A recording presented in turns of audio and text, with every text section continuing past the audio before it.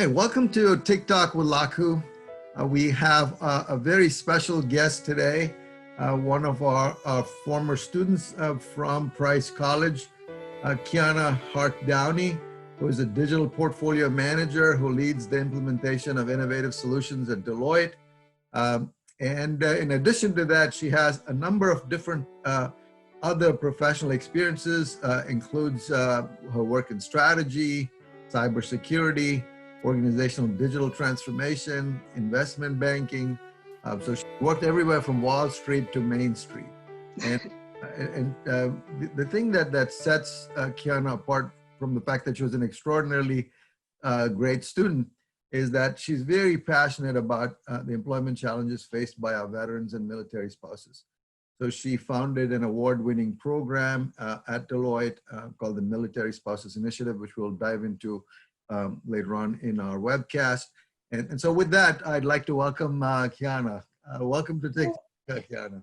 Thanks so much. Thanks so much. I'm really excited to be here.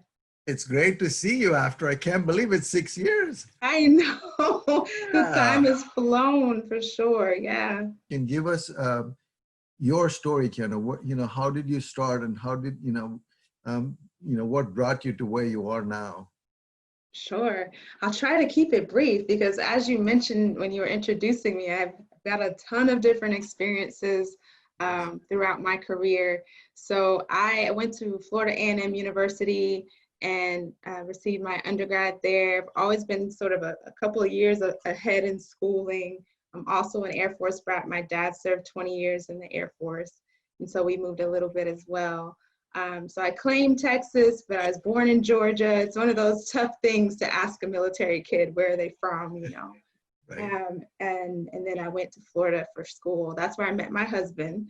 Mm-hmm. And I studied accounting there and had internships and all of that, and started my career in investment banking in New York at JP Morgan. And I was on the trading floor, doing bond deals and debt capital markets, and it was so exciting. But then the market blew up and the Great Recession happened, and I'd done all of these things right in my life to position myself to have this amazing career in investment banking. And then the market crashed, and I had to kind of reevaluate what it is that I wanted. And I was only 21, 22 at the time, and ended up relocating to Tennessee, where my husband was in law school, and just really trying to figure out what success really looked like for me and what I wanted to pursue. Had a few other roles between then and coming to OU. But I think what made me really decide, okay, an MBA is what I need to do, was when I hit some challenges within the government, working for the government. I came in and I was ready to go, and I was like, there's so many things that we could fix and do differently and do better, and I have great experience from New York and all of these things. And they said, well, we've been doing it this way for 30 years. Who are you? So I decided that business school was what made sense, because I could go and get this credential and then come back and support military and government organizations, and they would pay me to tell them how to fix it and make it better, right? And it wouldn't be something that was, making people feel threatened. Rather, it'd be something they actually sought out for me to help them with. And so I think once I decided that that was my mission, and that technology was also the way forward in the world. And I still love finance, still to this day, but I wanted to have that more marketable background. And I thought, okay, I've got the investment banking. I understand accounting from undergrad. So I didn't want to specialize in either of those things, because I already had that experience. And so I said, okay, IT, that's probably where the world is headed. So let me get that on my belt. And now I have all the tools to do anything that someone asks me to do, right? And so I did that. And when I got to DC and started working at Deloitte, I worked in cybersecurity, knew nothing about cybersecurity. But they said, you have everything it takes to be successful here, and we'll teach you what you need to know. And so I think once I started there, it was more so not as much as, it wasn't really having to skill up and learn different skills as much as it was learning the people and learning the culture and figuring out how to effectively add value to any situation that I was in. I think over my career, that's been something that I've really focused on in every kind of role that I've had, was being able to add value, no matter what room I'm in, no matter what level of the people in the room that are with me, being able to have a voice and a point of view that people appreciate and feel, adds to the conversation. Right. So after that, we had to move again. Right. And actually before we moved, I sat down, maybe 6 months in to being at Deloitte, I sat down with our partner, that was an engagement partner for the client I was serving, and talked about my experience. He was a JAG, a Marine JAG, a retired Marine JAG. So that's a lawyer in the Marine Corps before he joined the firm. And I was like, oh, my husband's a JAG officer in the Army. We should talk. So we all got together for dinner one day and just kind of talked about my experience thus far. And I talked to him about what the challenges that I had in the past and kind of what I was worried about and how could I stay at this amazing organization when we moved again and things like that. And he said, go build it. He said, go build something. This is the book that we talked about, Flow, which that's kind of the central theme of this webcast is, how do you get in the zone and what motivates you? And the idea in the book is that it's intrinsic, the motivation is intrinsic. And there's two aspects to it. I've talked about both of them, but I'd like to dive a little bit deeper into both of them. One is, one aspect is going after challenges, skilling up to meet challenges. The second aspect to that is of course, how do you meet those challenges? Do you need experiences? Do you need education? Do you need, what are the skills you need, and what's the drive you need to meet? So those are the two that I'd like to dive deeper. What would be an example of a big challenge that you've gone after, Quiana? And the secondary question to that is, how have you met that challenge, either by skilling up or preparing yourself to do that? Sure. So I talked a little bit about, I started to talk about the Military Spouse Initiative and how we started it. And I think with that, the challenge that I saw there was that there were other people like me who had all of these different degrees. They had PhDs and masters, and they didn't have careers. They were at home, waiting for the next duty station because people were not willing to invest in their careers because they knew they were going to be moving soon. And so I said, okay, so how can we get more people to work and having careers, not just a different job every couple of years? And then I also saw, okay, I'm here, how can I stay here and not have to change roles or jobs, companies every time we move? And so that issue was twofold. And I think when I first started having the conversations, I didn't think I was building an initiative or an organization or anything like that. It was really just talking to people and letting them know what the issues were.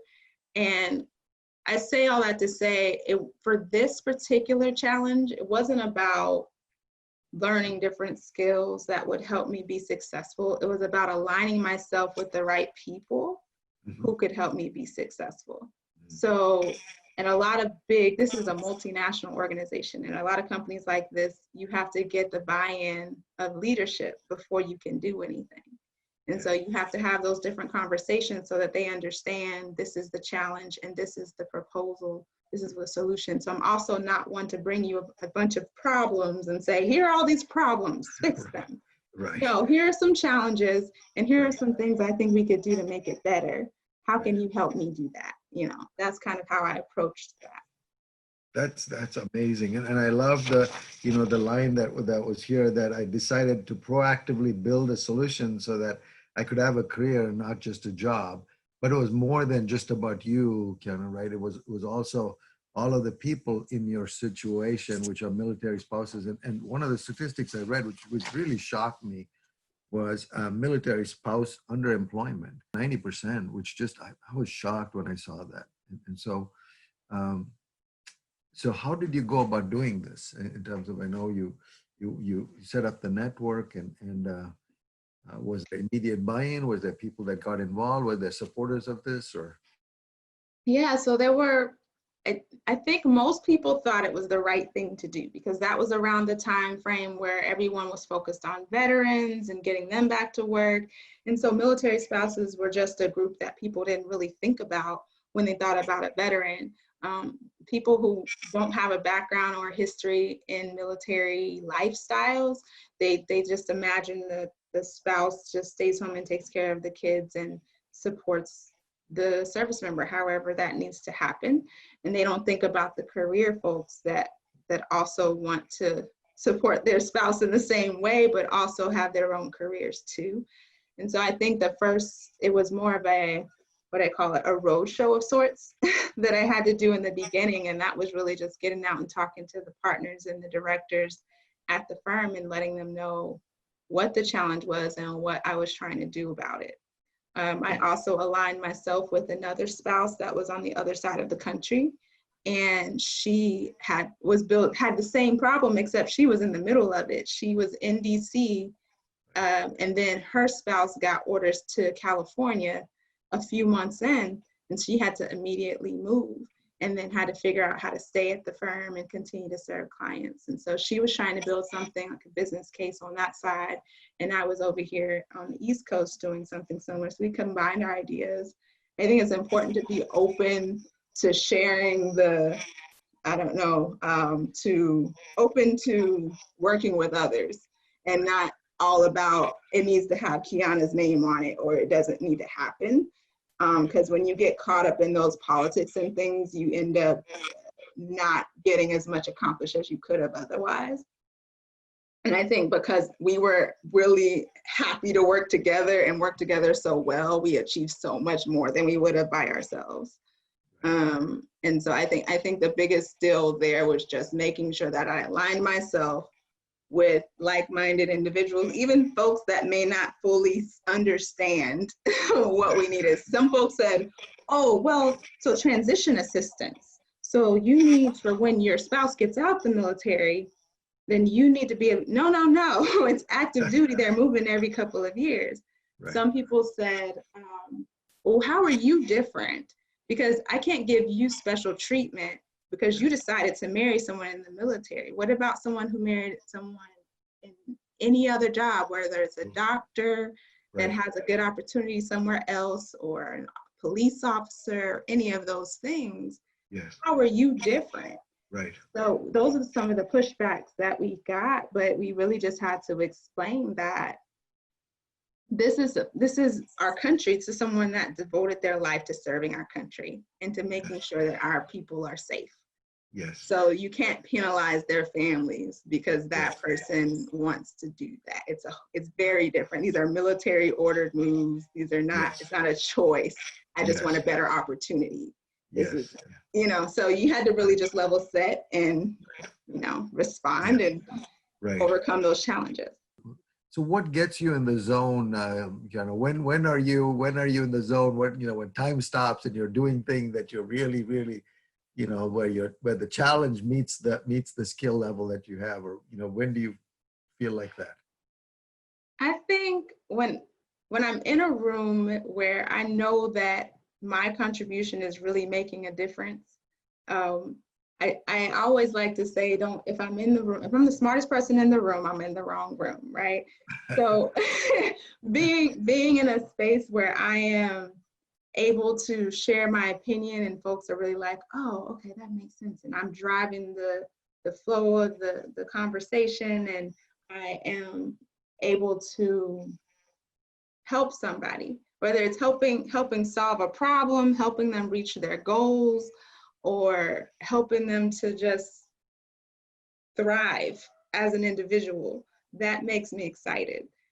We do an annual military spouse employment summit, or I guess not employment summit, it's a military spouse leadership summit.